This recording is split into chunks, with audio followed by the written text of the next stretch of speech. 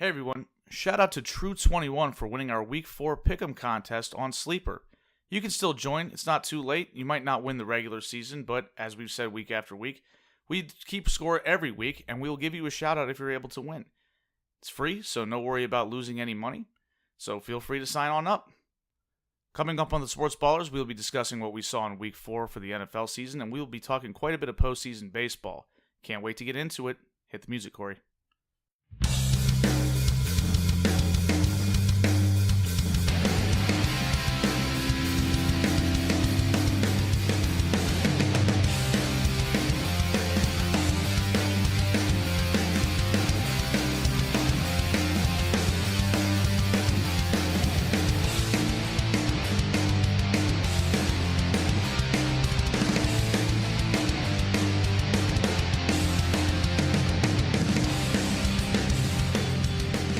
Ladies and gentlemen, welcome to the latest episode of the Sports Ballers podcast. My name is Eric Meyer.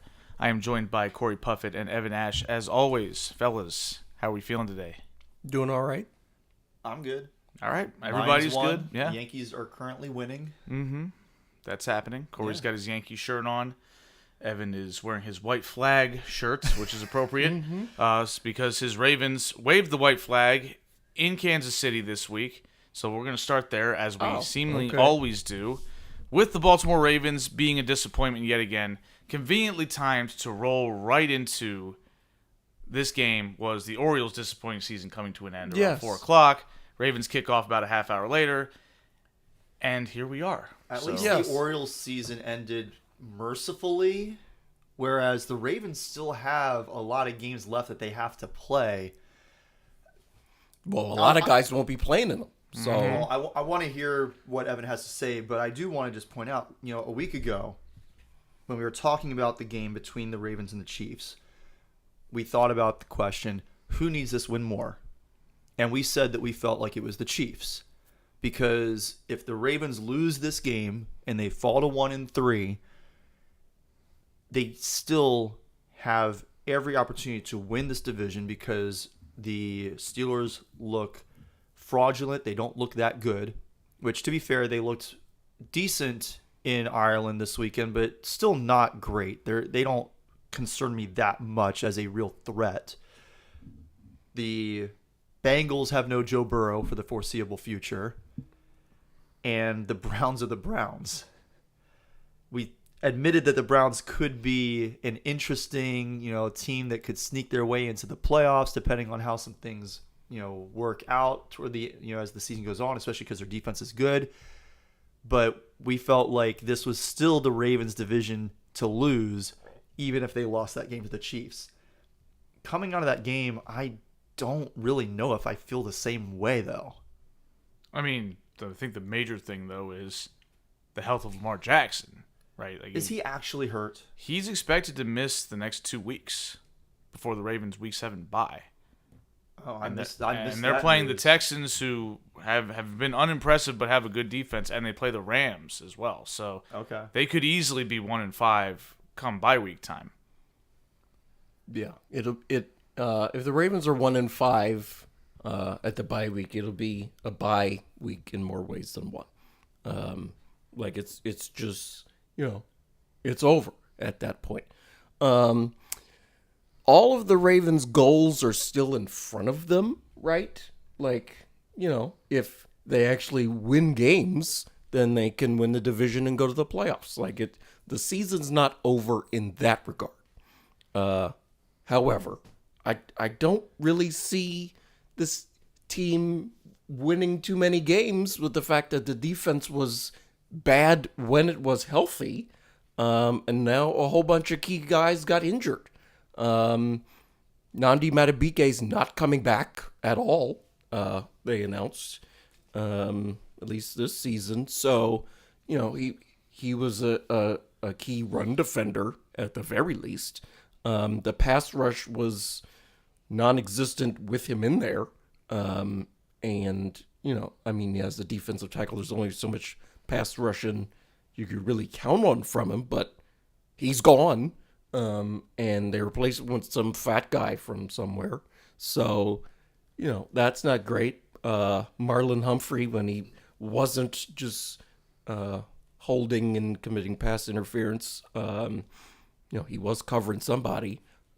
He got hurt. I don't know what his deal is. Nate Wiggins is hurt. Let's see. Kyle Van Noy's hurt. David Ojabo's been a healthy scratch, so that means he just sucks. Odafe Owe has, been out there getting his participation trophies and not really affected any games. So, there's just been, the defense is bad. So that's half the team. And when we turn to the offense, Ronnie Stanley missed some snaps on Sunday afternoon for an ankle or something. He had the catastrophic injury going on 5 years ago now. But anybody who has a catastrophic injury knows that you're not just fixed right away, and it could alter your performance for the rest of your life. So he missed some time. Daniel Fa'alele, who's just a tree stump at this point. He can't move at all. He did block Tyler Linderbaum a little bit. And for those, scoring at home, Linderbaum's on the Ravens too. So that's not great. And, on top of all that, maybe the best quarterback in the league and the 2-time MVP is going to miss time. And I've said on this podcast multiple times, if QB1 goes down on your team, you're screwed. So, Baltimore Ravens, welcome to screwed. We're here now. What I'm reading here is that Lamar Jackson is going to try and see if he can go on Sunday, which suggests to me that even if he did miss this week, it's also not a done deal that he misses week 6. Okay, but we've also heard that from both Lamar and the Ravens in the past with his injuries that he'll be fine soon, and then at he's the end gone. of the 2022 season, when Lamar missed the last 5 or 6 games, he's week to week, he's day to day, whatever. But apparently he was limping around in his house during that playoff game that Huntley started and fumbled. So, it's the year from hell is here. It made me uncomfortable when the Orioles home run celebration was putting a Ravens helmet on, because let's just have one colossal disappointment slide on over and represent the other colossal disappointment in town. Yeah, we talked What about a disaster. We talked about this after the podcast or around the podcast, but not actually on it. Last week, Monday Night Football, the Ravens were hosting the Lions, and the Orioles were present. And they were on the field, and they were, I guess, supposed to be cheered for some reason. Why would y'all were picked to win the World Series?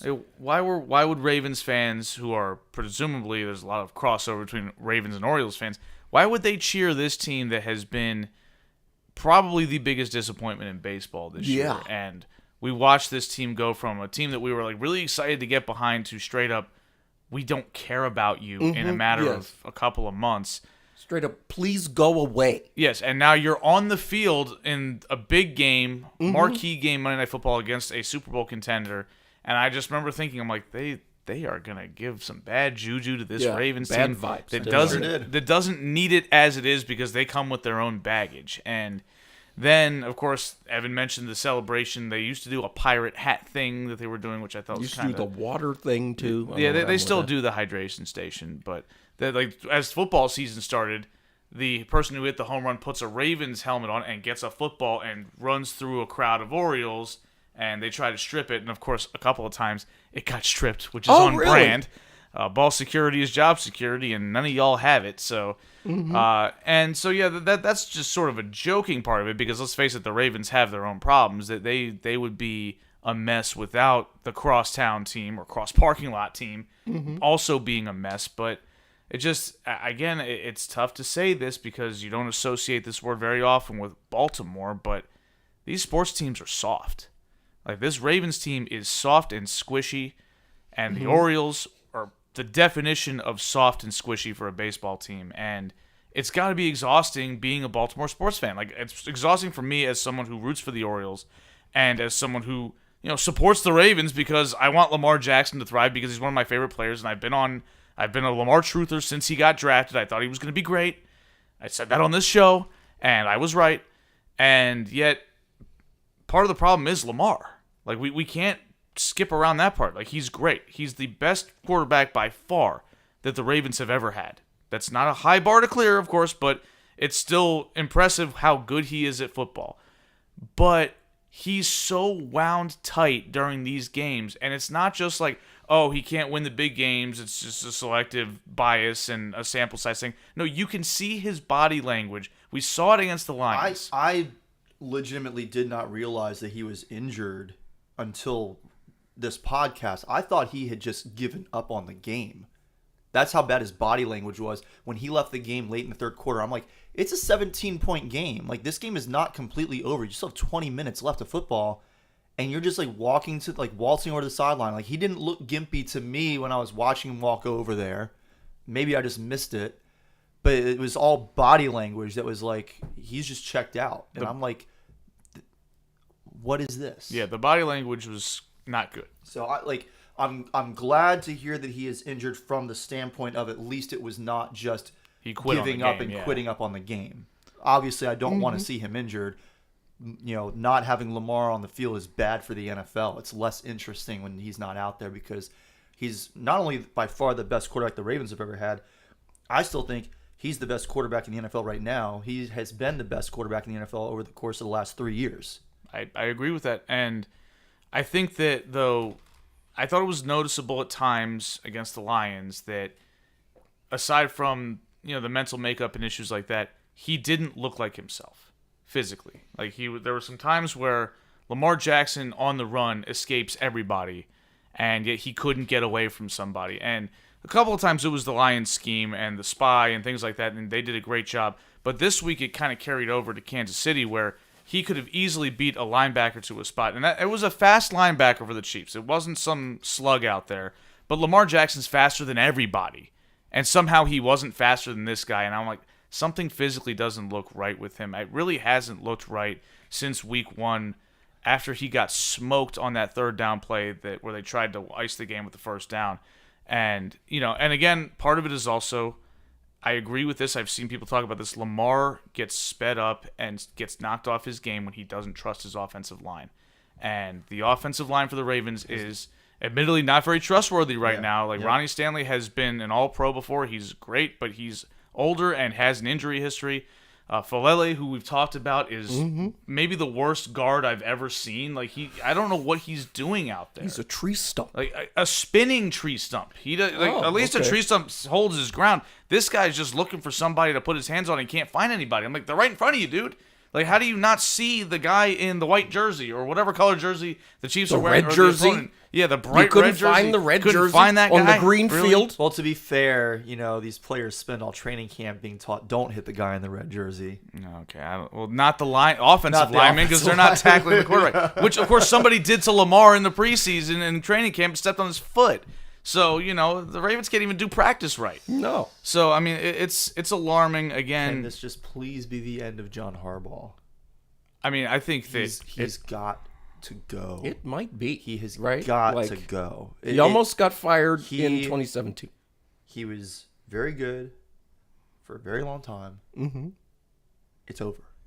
And there's, honestly, you look back at the years that where they were consistently making deep playoff runs and winning the Super Bowl, they had the presence of Ray Lewis and Ed Reed and Terrell Suggs and guys that sort of had the guts and the experience to be able to lead that team. There was talk about the 2012 Ravens basically having a mutiny against John Harbaugh after some shenanigans. I'm sure Evan knows about this, where Harbaugh wanted them to have basically like a padded practice or something like that after a rough week. And Ed Reed and Ray Lewis said, hell no, we're not putting up with this. And they basically rallied the troops against the head coach, and John had to back off. And that's when the Ravens sort of took off and became this weird sort of underdog Super Bowl team that ended up getting it done. So, I mean, like, even in his successes, there have been moments of John Harbaugh could easily lose his locker room any second. And honestly, again, he seems like he's always had the locker room for the most part. It's just like game to game, there's issues that cost you big games, that cost you opportunities to win the Super Bowl. Yeah, we talked It's ad reaching, nauseum about his lack of time management and. but It's only been 18 years. This is his first coaching job. But you can't keep that whole synergy together when you keep having losses like this. Eventually, the scar tissue accumulates to such a place where you can't overcome that anymore, and you need to change it up. And I don't think that Harbaugh can survive based off of, oh, we had an injury year. Okay, but you didn't have an injury year the last two, and you blew those two. So at some point, it comes to a head, and I think that this season can go one of two ways for the Ravens. They can use this opportunity. Lamar's possibly out for a week or two or through the bye. The Ravens' defense is beat up. The offensive line sucks, yada, yada, yada. You can use that to galvanize your team and maybe pick up a win out of the next 2 weeks, get healthy at the bye week and go on a run and maybe make something happen after you've, eaten a couple of punches early. Or you can just fold it up and go home and everybody loses their jobs. And there's no in between. I don't think there's an option C in that scenario. That is what it is. So I completely agree. I want to point out that these last couple games, I haven't seen the Ravens get completely dominated in a long time. Like, yeah, they've lost games, blown big leads and stuff, but to just get pushed around, like physically, it's ugly. And it should be embarrassing. It's, if they want to be a championship team, they have to be made out of championship stuff. And that includes between the ears. And so, championship teams don't get pushed around. They don't get clobbered on national TV. That like it was a complete wet fart performance on Sunday. It's frankly unacceptable. yeah, again, it's early enough in the season where this doesn't have to be your identity come January. But And there's a 17th game, right? There's a lot of football left. Yes. But if a lot of football left looks like this, It's going to yikes. be a long 13 games. you're going to be among God. the dreck of the AFC, which we talked about. There's a lot of dreck in The the AFC. AFC is very top heavy, and there will be room for, even if the Ravens have these injuries linger through the bye or they fall to 1-5, 9-8 is still doable for a team that talented with that quarterback if they can get healthy, and that 9-8 probably is going to be may enough to win. get you into the playoffs. It may even win this division with the. And again, the Steelers are 2 games up on Baltimore, but They have 2 games they left have 2 to play. games to play, so the Ravens control their own fate in that regard. They do. We still got But 5 we more already know division that the games. Steelers are going to go 9-8 because it's what they do. Okay. Yeah, unfortunately, I'm tired of that because I was hoping that Rodgers would bust it up, but the horseshoe still remains up Mike Tomlin's keister. Like, let's be That's real. one that I don't necessarily want to end. I like Mike Tomlin always having a winning season I- because I like Mike Tomlin. I like it to the extent of I like Mike Tomlin. I don't like it to the extent of it kind of gives Tomlin a pass for doing a pretty poor job coaching this team for a while. yeah. And that's the only thing is like I think it's unfair to other coaches who get canned all the time. And then Tomlin's just like, oh, well, I haven't really done my job at a high level despite having the best defense or the highest paid defense in the league for years. But I always win, sort of. I win more than I lose. Yeah. I won more than I lost, No, you haven't. yeah, not in the playoffs are also, but regardless, the league's better with Mike Tomlin in it, and if Tomlin keeps winning, fine. But I just wish that he would get back to being better when it matters. No, absolutely. I agree with that. I will say, I do appreciate there being an ownership group in the NFL that, puts a very high emphasis on character because Tomlin has. Oh, absolutely. He's one of the top guys in the They league kept as far Antonio as that goes. Brown around for a decade.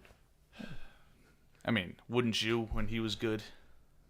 I mean, he was incredible. but, Yeah. if the This Antonio is Brown still should be in the Hall of Fame, football. but he's a complete It's different than dealing with high fool. schoolers or college kids, but you do your best to control him. And honestly, a lot of the craziest stuff with Antonio Brown didn't really seem to come out haven't- as much until after he left Pittsburgh or there was as a he whole was bunch of leaving that. Pittsburgh. He bottled up I know that 5 there- years worth of nonsense for Right. 5 weeks with the Raiders. He didn't even make it to if week you 1. think about Antonio Brown as a Steeler, the worst thing you can really think of is him foot stomping the punter or You mean whoever it was. kicking him in the chest? Yes, which was bad.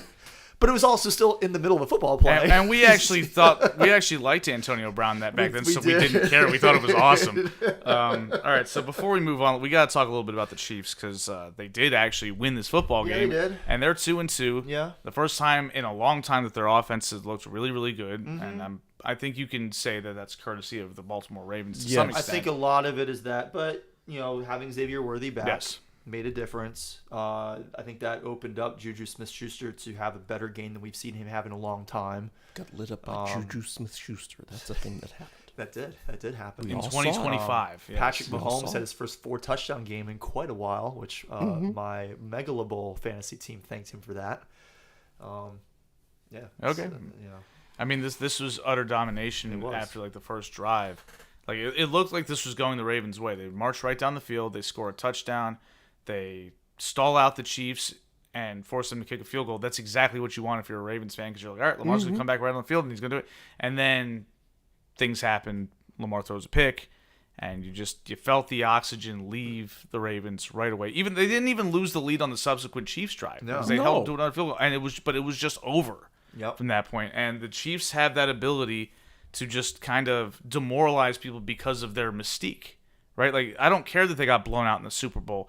Nobody in the AFC can even pretend like they have a mental edge over this team. And you look at where they are right now. They're 2-2. They still got 2 more weeks without Rashee Rice. So their offense is probably still going to struggle to some extent the next couple of weeks. They got Jacksonville this week coming up. They're playing Jacksonville, who is an interesting 3-1. Like, I don't know how much I believe in them, but they are 3-1. Travis Etienne He's back. He is. But here's another scenario, though. The sort of obstacles that we saw getting in the Chiefs' way this year, the Ravens were supposed to be one of them. They're 1-3. They are staring down at 1-5 if Lamar's not healthy the next 2 weeks. The Buffalo Bills are 4-0, but their defense looks leaky, and if their defense is leaky, that means that Mahomes is going to light them up in the playoffs. We've seen that happen literally every year.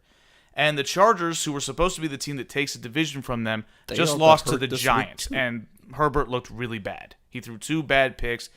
Both were damn near pick sixes. Like, I was panicking because I had Herbert starting. I was like, please tackle him. And they tackled him just short of the goal line, like inside the 5 both times. I was like, okay, cool. And then I almost had a fumble 6 in London or Ireland or whatever. And Evan and I were listening on the radio, and I hit my steering wheel with the palm of my hand. When it's like, oh, and Jalen Ramsey takes it back for a touchdown. I'm like, you got to be kidding me. Here we go. But nevertheless, the Chiefs, again. I think you still would have beaten me even if all of those had gone back and you'd lost 18 points. That's true, but I didn't know that at the time. Yes. would have been a rough way to start. He was also looking at the road and not his phone. So. Yeah, that's also true. I was trying to drive. Yeah. You were still listening. I was listening, but I didn't have access to the points exactly in front of me. But yeah, I'm looking at the Chiefs right now, and it's looking like deja vu all over again. Like, they're going to win the AFC again. Like, the only team that looks like they can stand in their way right now is Buffalo, and we know time and time again they don't do that. So, but we'll see how it plays out. They still got a tough slate. The Broncos look good defensively, so maybe they can give them a little bit of trouble. But I'm not seeing the same life from the other AFC teams to shut this team down and sort of get in their way. And that concerns me as someone who is tired of looking at the Chiefs in the Super Bowl. I've had enough. All right, so let's talk about a couple other games before we get to the baseball, because Lord knows football's been a little frustrating the last couple of weeks, except for Corey's Lions. They've been great. Let's talk about sort of a barn burner game that we highlighted last week, the Rams-Colts contest, which is probably the dumbest game I've ever seen, and featured a couple, or at least one of the dumbest turnovers I've ever seen. Adonai Mitchell fumbling through the end zone because, was he trying to celebrate? Or I think he was just changing thing. hands and dropped the ball. So what I thought was happening, at least live and in the replays, was he had just slipped a tackle. There was another defender who was coming at an angle, and so I thought that you got slowed up by the tackle attempt, so you're trying to reach across the goal line to get the touchdown before the other defender potentially comes in and knocks you out of bounds. And as he reached the ball out, it just like popped out of his grasp. never seen anything like that. So like I really couldn't tell you for sure if this was a celebration. It's an or unforced just, fumble. I lost it. Nonetheless. Either way, it's an unforced fumble. Yes. But like this was different than like the countless people we've seen like holding it by their sides, and they backwards. themselves are over the goal line. The ball is behind Jackson them. special, yeah. Mm-hmm. Yeah, like Deshaun Jackson was like the first to do it, but we've seen like 3 different people do it over the past 10 years since then. Well, if you watch enough college football, you've seen this almost a dozen times since then. Yes. It happens all the time in college. Hilarious every time. All right, so the actual game though was interesting because Puka Nacua is just phenomenal, and he might. I think you could make a case that if it hasn't been made before, that he is in the conversation for best receiver in football. Because we talk about Justin Jefferson and Jamar Chase, I think Puka's right there with them. Like he's week after week, he's productive when he's on the field. He's such a difference maker for the Rams, like that offense. I feel like as long as he's there, even if the line's a little shaky, even if Stafford's back is achy, right, they have a chance to put up some points just because they have him on the field. And then the Colts kind of looked a little. Maybe they regressed, but I actually thought that they should have won this game. Like they gave away 7 points because Adonai Mitchell decided to do his best white person in an infomercial impression there, just fumbled the ball away. But he. But yeah, I mean, you add those 7 points, and like that potentially changes the way the end game took place. Did they lose by 3? They lost by 7. Yeah. Oh, okay. Potentially that changes everything. Yeah, it's kind of a big deal. And so my take on the Colts is I'm kind of holding. I'm not buying stock, but I'm not selling either. Like I saw them compete with a team that I have a lot of respect for. That I feel like they should have won the game. Daniel Jones threw an interception on his first play of the game and still ended up having a decent day overall. Yeah, he threw a couple picks, which again, and the Colts competed in that game despite Daniel Jones making some mistakes and despite Jonathan Taylor not having nearly as good of a game as he had the previous 2 weeks. Yeah, and I think you got to credit the Rams defense for that because he absolutely, looks still explosive. But the Colts still stayed in it despite their offense not impressing the way that it kind of had the previous 3 weeks. Puka Nacua looks so good. He's only on pace for like 4 touchdown receptions this year, but he's on pace for like 2,300 yards. Well, I would say that's pretty impressive. Yeah, because that's the most. That would be the most by far we've happened. ever seen. Yeah. And that's on like 165 catches that he's on pace for. So like, isn't that the most too? He's going insane as far as the yards per catch. Mm-hmm. And he's doing that despite like he's getting targets all over the field, at the line of scrimmage, down the field, over the middle, sideline, doesn't matter. He's catching everything. And that's kind of why I think he has a strong case to be the best because, like, you look at the routes that Jamar Chase runs, you look at the routes that Justin Jefferson runs, and again, they're excellent at what they do at getting open, but it almost feels like if their quarterback sucks, which both guys are dealing with right now, if you've got somebody like Puka, neutralizes them to some extent. Yeah, whereas like Puka, if he's able to play closer to the line of scrimmage and make big plays anyway, that's sort of quarterback proof. Yep. Right? Like even a backup quarterback can hit a basic slant or hit a screen pass or something like that. And I think that we saw that with Deebo Samuel with the 49ers for years, where Jimmy Garoppolo was throwing the ball with his eyes closed and he practically floats an interception in the flat, but Deebo just catches it, breaks 6 tackles, and takes it to the house. Like, you can do that with anybody throwing you the ball. Yep. And I think that that's an added bonus for Puka Nacua. And obviously having Matt Stafford, who is very good, allows him to be able to do all the other things as well. Right. But I think he's got a higher floor than some of those other guys and can still impact the game even when the quarterback is struggling or isn't very good. Yeah, I agree. I mean, it's just the same strength that Amon-Ra St. Brown has. Like, he can do all those things as well. He's been really good. Yeah, he has six touchdown receptions so far this year. He has 5 incompletions on plays where he's been targeted. Well, I would say that's pretty good. Wouldn't you, Evan? Oh yeah. Were you daydreaming there? Mm-hmm. Yeah, you were daydreaming. I was. Corey, your hair is turning white. Like it's. Is it that bad? I mean, you're gonna look like Taylor Hicks in like a year. Who? Do you know who Taylor Hicks is? Because I don't know. Oh, he was on American Idol, and yet the oldest you can be is 27, but he had a full head of gray hair. I mean, that's okay. All right. Anything else about Thank you for making Rams, self-conscious Colts? now. I don't think I can get through the rest of the show. After Evan just made fun of Corey's graying hair, apparently. Apparently. It's still got some color. He's fine. Anyway, that's all I have. Evan, do you have anything to talk about football and No. Okay, nothing more here. All right, so I'll give you the first word then, if you have one, and just don't want to hate on your co-hosts here. Eagles-Bucks was a fun game. Eagles jumped out to a big lead. Bucks almost came back. Did you catch any of this action? I did see some of it on the red zone. I admit when I got home on Sunday morning, I went to sleep. So you needed rest from your rest because you were sleeping in the car the whole Well, time. I didn't sleep in the hotel room the night before, so I was, Well, I did. Yeah. It was great. I don't know what you were I'm doing. aware. Yeah. I didn't sleep very well. So, the Eagles winning again, not fully a surprise, I guess.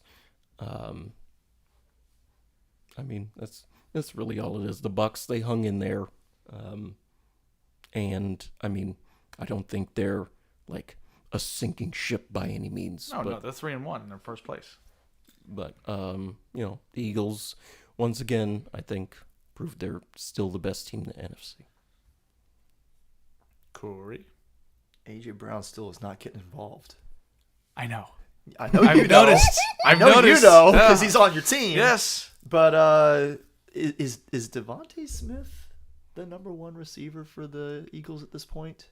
I mean, Because it feels like he might be, even though he doesn't really feel like a number one receiver. Well, he doesn't feel like a number one receiver because A.J. Brown has been such a star in football for the last 5 years. But even just from a production standpoint, even as A.J. Brown has not been producing this year, Devontae Smith hasn't been producing like a number one. Well, no. He's just been producing better than A.J. Brown has. Okay, but that's because the Eagles don't throw the ball down the field very often. No, but like Saquon has also not been as good as he was last year, which is understandable. He carried the ball, was it 473 times last year? Yeah, When he had the a ton of playoffs, it was touches. crazy. Yeah, it was a ton of touches. Crazy.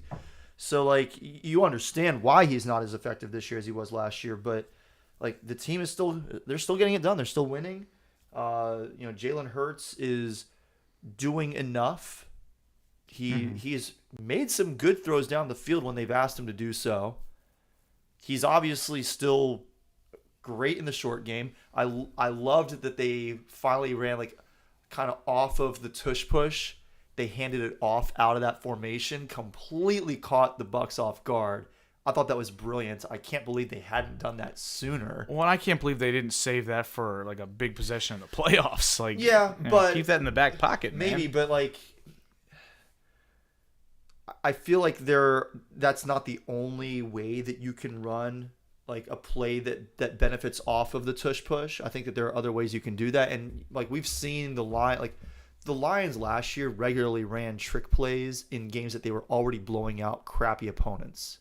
Like we did it against the Bears with the fake fumble stumble play to Laporta. The fumble I think we had one against the Titans where we were blowing them out and we still ran a trick play late in the game. I forget which trick play that one was, but I know we did one against them. Like when you have some creativity with your play calling, like you don't have to worry so much about when you save it for. And just because like you showed it here, the tush push is so effective that I don't think that a team in the playoffs lining up against the Eagles in that formation,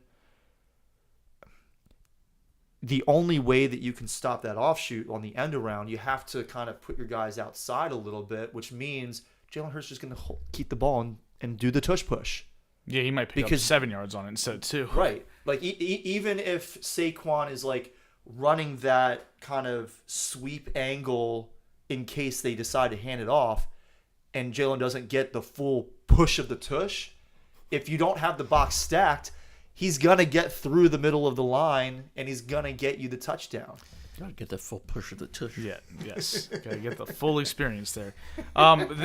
Somebody brought this up, and I heard there's some discussion about this, and it's actually interesting. This is still early season. It's September, which means it's still very, very hot in Florida.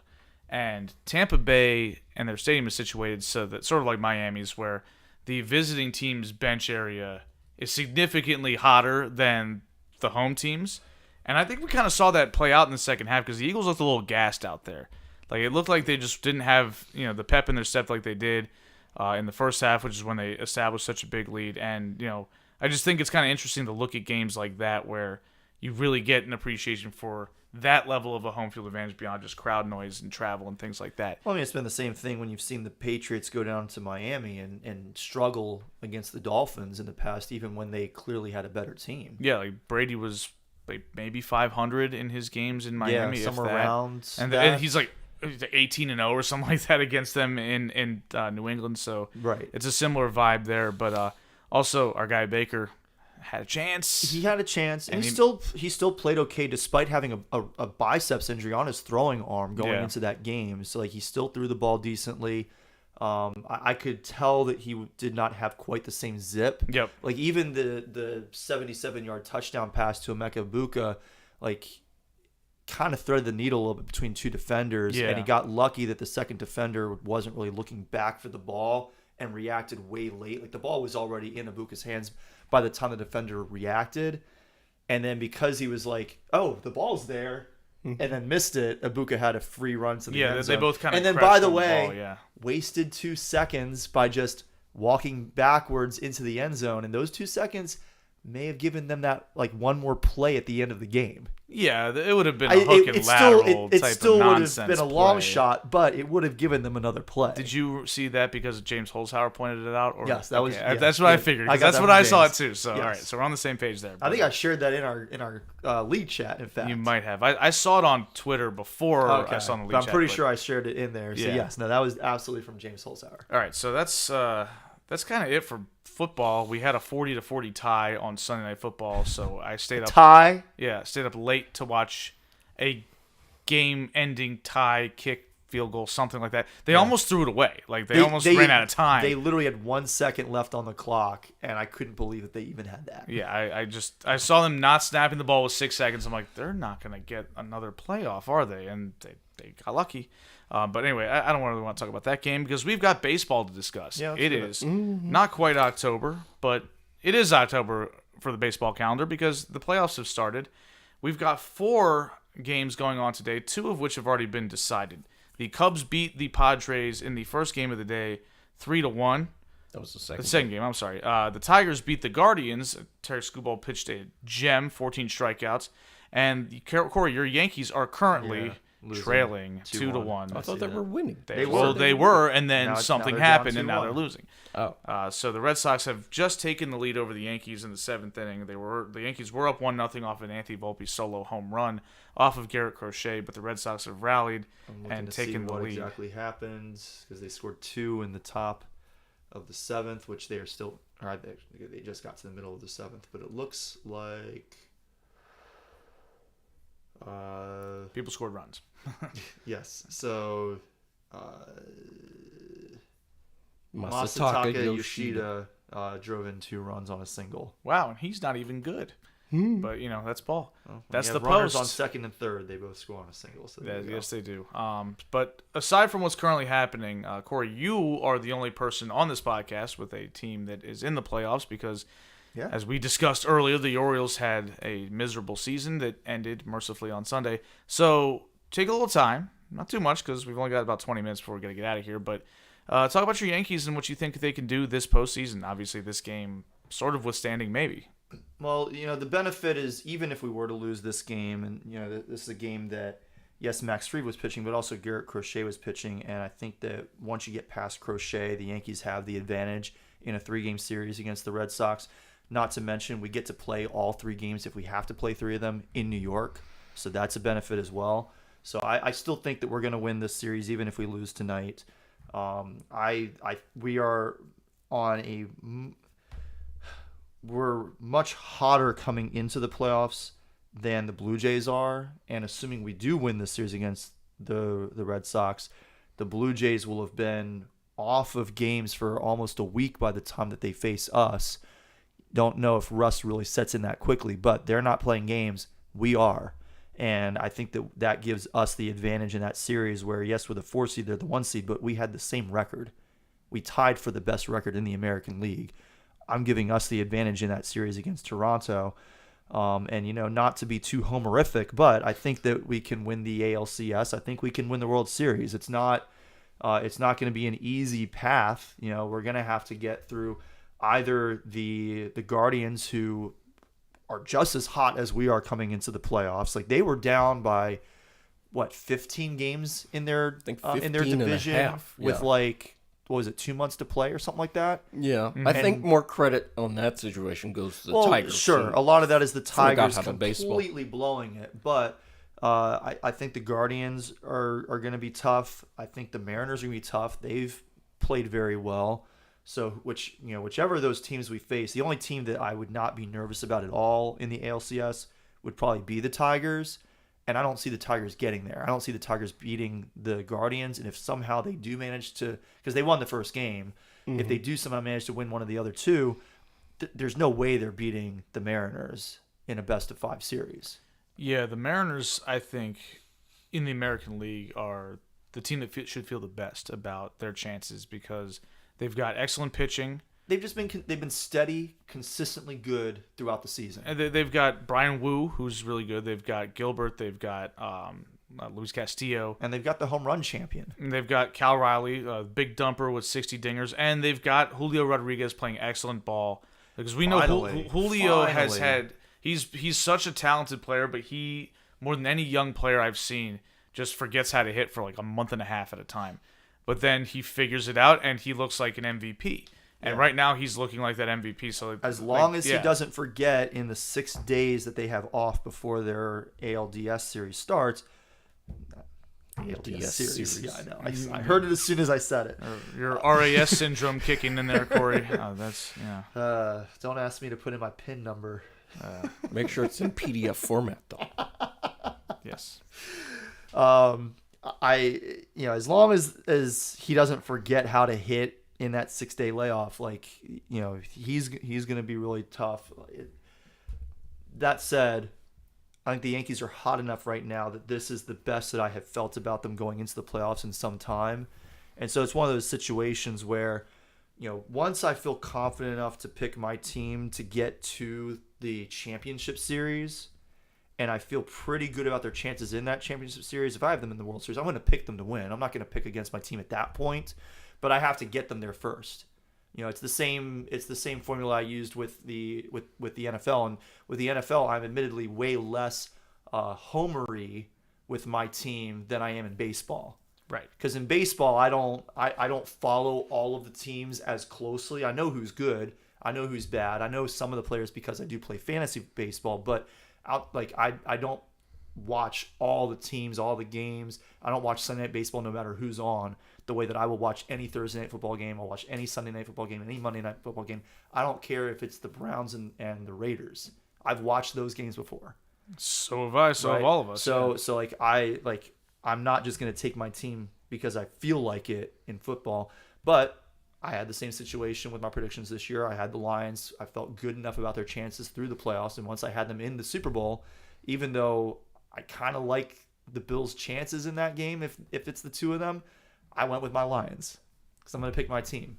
I mean, that's fair. And I also think baseball lends itself to this because you're not going to look like an idiot if the team you picked to win the World Series loses in the wild card round, because anybody can lose at any time. Oh yeah, we know how baseball works. It's not like it's not like basketball or football. It's not quite as crazy and random feeling as hockey, but it's not far off. Yeah, and hockey again is played over 7 games, consistently right across for every the playoffs. series. Yeah. Whereas with this, you have 2 bad games in the ALCS, you can bounce back from that pretty easily. You have 2 bad games in the wild card. You're done. You're going home. You bounce back in February. Go talk to the Orioles about that. They haven't recovered since.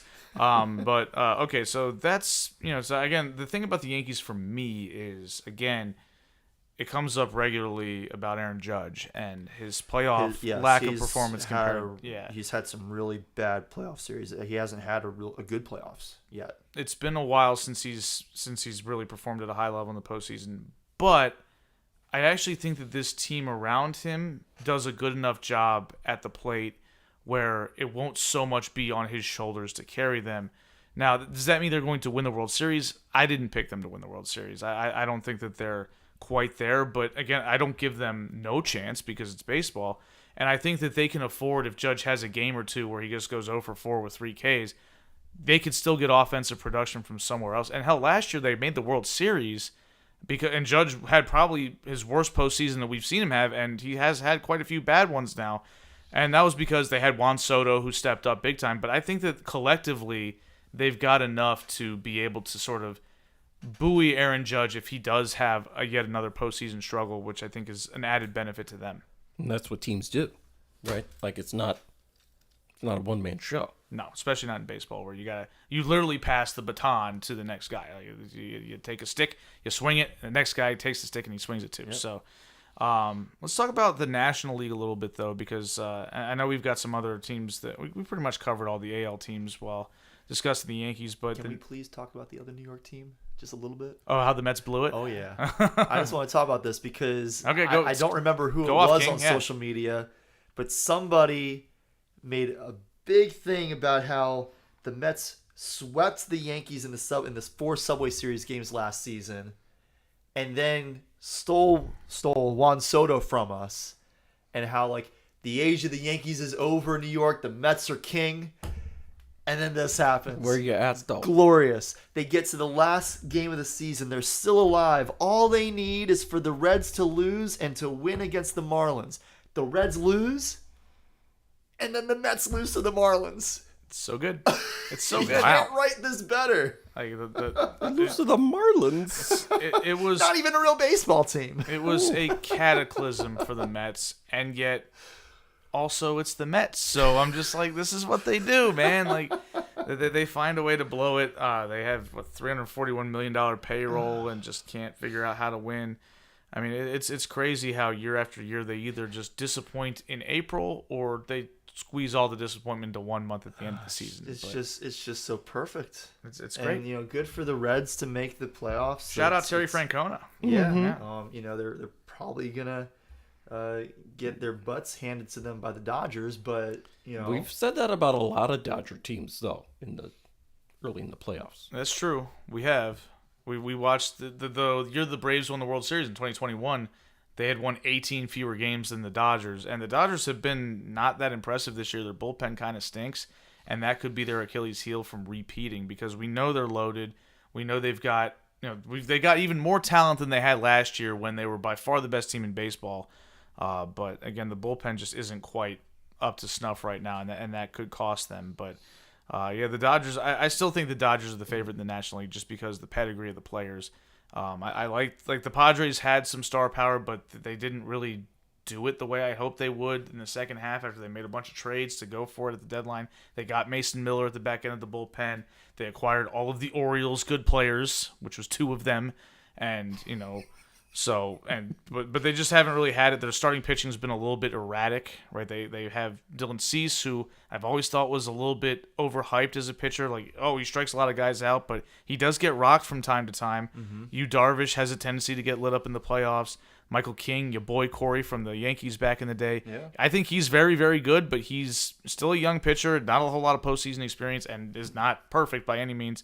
So I think the Padres aren't quite the challenger that we had hoped that they might be, because we love watching Dodgers-Padres in the playoffs. Yeah, I think all 3 of us picked the Padres to advance out of the wild card, but only Evan picked them to actually make it to the NLCS. Like, you and I both have the Brewers beating them. Well, the Brewers' best team in baseball this year. They've been fantastic. Yeah. Well, I want to see Dodgers and Padres. That's why I picked that. Yeah, Evan picked with his heart, not his head. But again, baseball, you can do whatever you want. I picked the Guardians to win the World Series. You did. The Guardians, yes. They can't hit. They won their division. Because the other team fell apart. But they also 5 other teams won their division, Eric. Okay. You can't just say, they won their division, so I picked them. You had 5 other choices. They're the hottest Why'd team. you pick them over the other hottest ones? team. The They batted Yankees are 225. 9-1. The Yankees are 9-1 in the last 10 games of the regular season. That's the hottest team in baseball. Nobody else is even within 2 games They of the Yankees played in the last White 10. Sox and the Orioles. So let's pump the brakes on that a little bit, Yes. especially because your boys are losing right now, Corey. Hate to remind you of that, but so no, and of course the Guardians did lose today too. But Actually, to be fair, the Dodgers were 8-2 in their last 10 games. So they were okay. within So the a math game is of wrong, the too. Yankees. and the Guardians have vibes. They got vibes. They scored a run today. They're facing the best pitcher in the American League. That happens. Come go get them tomorrow. Mm-hmm. What are we talking about here? They were 30th in baseball in batting average this year. Okay. Out of 30 Pretty teams. bad for a playoff team. How did that happen? Yeah, vibes. The worst batting team ever to make the postseason. Vibes. It's been 150 years to Major So League Baseball. wouldn't it be fitting if that team won the World Series? Oh my God! MLB, I'd go right to sleep.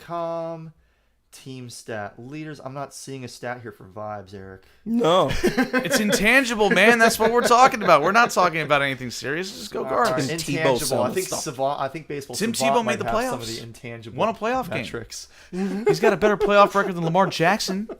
So there's that. Yeah, you know I'm right. 500. Tebow 1-1 in the playoffs. Yeah, and what's Lamar Jackson's record? 3-5. Okay. Yeah, so vibes, man. They matter. We talked about the Ravens have no vibes and no Super Bowls since 2012. So there you go. Vibes win all the time. Oh God. What are we even talking about? We were talking about baseball and vibes, and the Guardians going to win the World Series, even though they're down 0-1 and probably going to get swept by the Tigers. But Well, teams that win Game 1 in these 3-game series are undefeated. are they really? Yes. There's never been a team that's come back from down 1-0? Not in this In the new format? current format. Okay, yeah. well, We've only had 2 years of this format. It's though? not a big sample This size. is the fourth. So this is the 4th year of this. Yeah. So Yeah, it is. they're 12 and up. Wow. Well, Okay. Well, the Yankees better get it together. Yeah. Y'all boys are in trouble, too. Honestly, I think I like the 1-game wild card better because Devin Williams it's is basically pitching kinda been good what's right now in happened. the 8th. What's So that? at least Devin Williams is pitching kind of good right now in the 8th so far. I mean, that's great, but y'all are The still Red down Sox 3-1. pitcher got through the Yankees batters in the 7th in 5 pitches.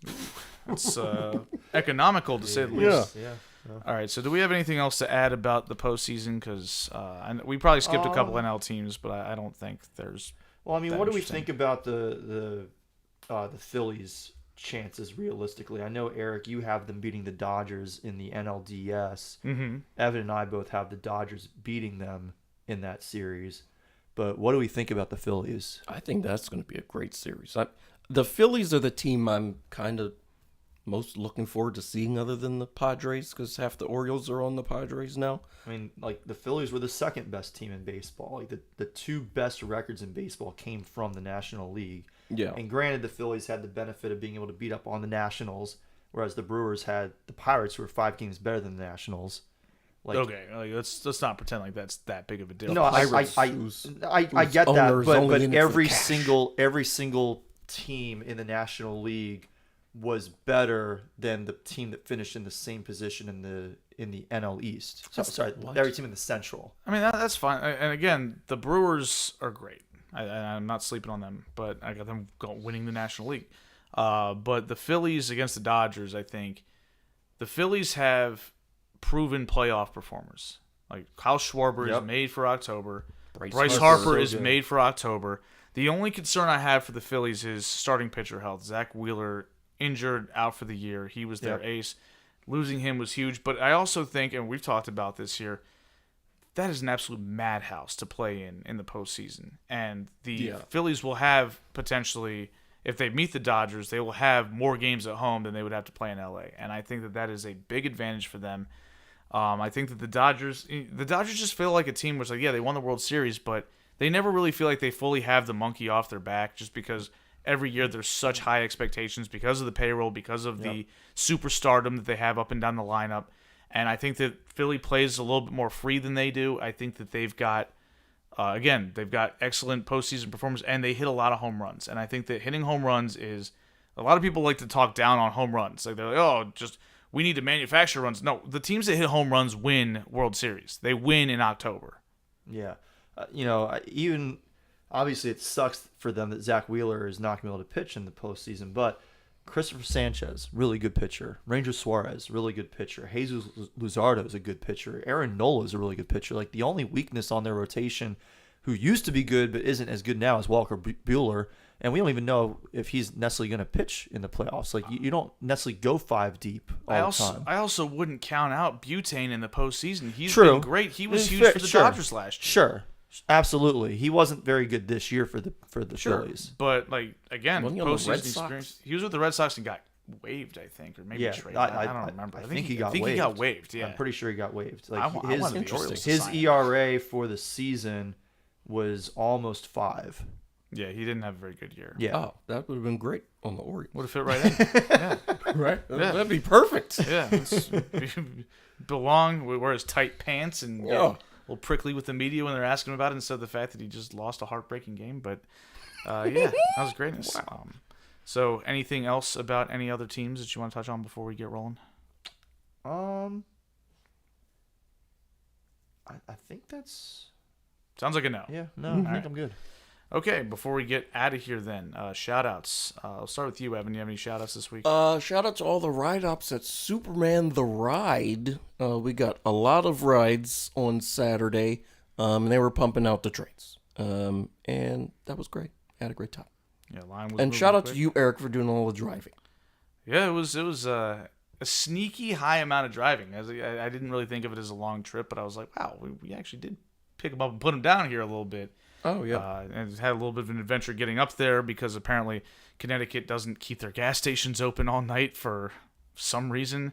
And we Yeah. found the 1 out of 12 that was actually open after driving around. But the drive home was a little smoother. We were rolling. We got home in 6.5 hours. Yeah. Or And 5.5 hours. yeah, 5.5, and that was with a gas stop and a little McDonald's run. So, yeah, we flew. But Corey, shout out. I don't think I have a shout out this week. I would love to be able to give a shout out right now to Anthony Volpe, who's at bat. If he can hit another dinger, that'd be nice. But just be sure to check out the sportsballers.com, our postseason predictions. Each of our brackets are posted to the website, and we're continuing to put out our weekly results from our NFL picks. We're making all our picks through Sleeper along with everybody else who's participating in the contest. But at the end of each week, I'm publishing a recap of all of our Lone Wolf picks, the games where all of us agreed and got it wrong. Those are up there. This week we only had 2 of those. We did a lot better this week than we did in week 3, which was a rough one. But you can keep track of how we are doing season long there. And as Eric keeps mentioning in the preview of the shows, be sure to check it out on Sleeper. We're still putting the information to join on in the show notes, so do that. Sweet. All right, my shout out, and it almost comes a little bit of a story time here. My shout out is to Lane and Landry Kiffin. Lane Kiffin, as Evan knows, and I'm sure Corey you are aware, is a football coach. He currently is enrolled at the University of Mississippi. He's not enrolled. No, he's coaching there, Evans. Thank you for nitpicking and interrupting the show again. This time not about Corey's hair. But Kiffin coaches Ole Miss. Landry Kiffin is dating an LSU linebacker, and they opted to hard launch their relationship the week of the LSU Ole Miss game. And I wasn't really sure how this would unfold, if this is who was trying to get in whose head here, but it was just very amusing to watch it all unfold. And they met at midfield.